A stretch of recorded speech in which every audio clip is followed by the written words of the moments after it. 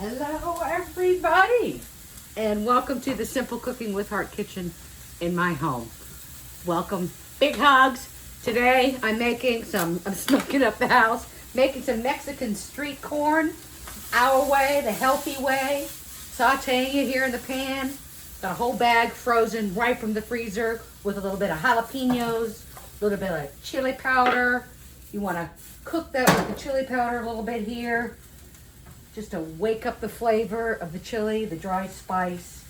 And I'm gonna stir that up a little bit.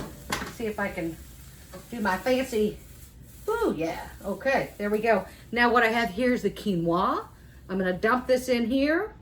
Ooh, it's gonna be the best, the most delicious salad. I have lime juice, whole lime, green onions, 2, bunch of cilantro. Bam, turn off my heat. Gotta be safe in the kitchen. Mix this up. Takes no time. You could do this in a pressure cooker too. This is one of the most delicious sides. You could have it with a pork taco. You could have it with jerk chicken. You blacken, a little bit of salt, and then you top it off with a little guajillo cheese.